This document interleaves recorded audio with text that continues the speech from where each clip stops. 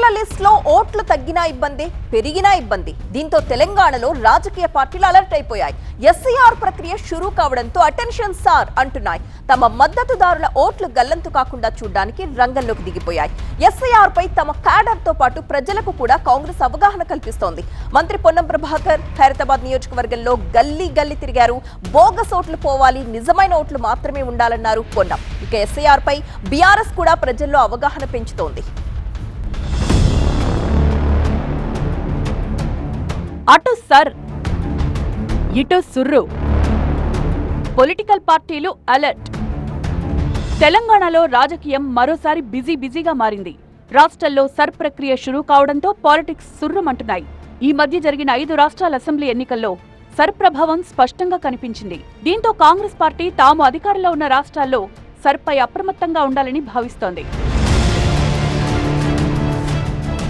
ఖైరతాబాద్ నియోజకవర్గంలో జరుగుతున్న ఎస్ఐఆర్ ప్రక్రియలో హైదరాబాద్ నగర ఇన్ఛార్జి మంత్రి పొన్నం ప్రభాకర్, ఎమ్మెల్యే దానం నాగేందర్ పాల్గొన్నారు. బూత్ లెవెల్ ఆఫీసర్ ఇచ్చే ఎన్యూమరేషన్ ఫామ్లను సరిగ్గా నింపి జాగ్రత్తగా బూత్ లెవెల్ ఏజెంట్లకు అందజేయాలని ప్రజలకు నేతలు సూచించారు. క్షేత్రస్థాయిలో బిఎల్ఓలతో కలిసి పనిచేయాలని బిఎల్ఏలకు మంత్రి పొన్నం సూచించారు. కొన్ని రాష్ట్రాల్లో అన్యాయంగా ఓట్లు తొలగించారని, తెలంగాణలో అలా జరగకుండా జాగ్రత్తలు తీసుకుంటున్నామన్నారు ఆయన. ప్రజలంతా ఎస్ఐఆర్ విషయంలో అప్రమత్తంగా ఉండాలని ఆయన సూచించారు. తెలంగాణ వ్యాప్తంగా దాదాపు 1 కోటి ఓట్ల వివరాల్లో తప్పులున్నాయని పొన్నం ఆరోపించారు. తప్పులున్న ఓట్లు గల్లంతు కాకుండా బిఎల్ఏలు బాధ్యత తీసుకుంటారని తెలిపారు. 2002 ఓటర్ లిస్టుతో మ్యాపింగ్ అయ్యే వివరాలతో పాటు 2 ఫోటోలతో ప్రజలు సిద్ధంగా ఉండాలని ప్రజలకు కాంగ్రెస్ నేతలు సూచించారు. బోగస్ ఓట్లు పోవాలి, నిజమైన ఓట్లు ఉండాలి అన్నదే తమ నినాదమన్నారు మంత్రి పొన్నం ప్రభాకర్. కొన్ని రాష్ట్రాల్లో అన్యాయంగా ఓట్ల తొలగింపు జరిగిందన్న మంత్రి తెలంగాణలో అలా జరగకుండా చూస్తామన్నారు. హైదరాబాద్ ఇన్ఛార్జి మంత్రిగా ఉన్న ఆయన ఖైరతాబాద్ నియోజకవర్గంలో గల్లీ గల్లీ తిరుగుతూ సర్పై ప్రజలకు అవగాహన కల్పించారు.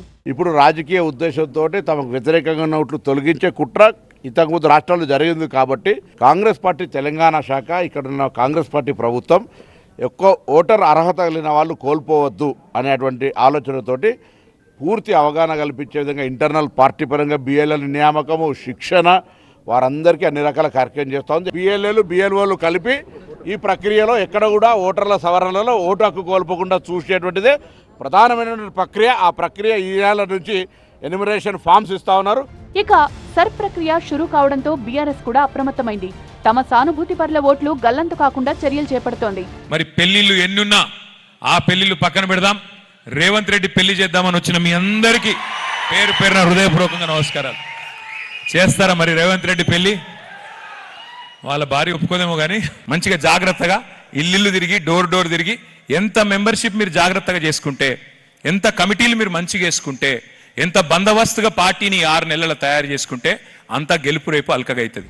సర్ ప్రక్రియ షురూ కావడంతో ఓటర్లు హ్యాపీగా ఉన్నారన్నారు బీజేపీ చీఫ్ రామచంద్రరావు. సర్పై కాంగ్రెస్ బీఆర్ఎస్ లేనిపోని రాద్ధాంతం చేస్తున్నాయని ఆరోపించారు ఆయన. చనిపోయిన వాళ్ల ఓట్లు, డబుల్ ఓట్లు, రోహింగ్యాల ఓట్లు మాత్రమే తీసివేస్తారన్నారు రామచంద్రరావు. బెంగాల్, బీహార్లో సర్ బలంతో కాదు ప్రజాబలంతో అధికారంలోకి వచ్చామని స్పష్టం చేశారు. ఎందుకు ఒక ఇంట్లో 300 ఓట్లు ఎట్లుంటాయండి?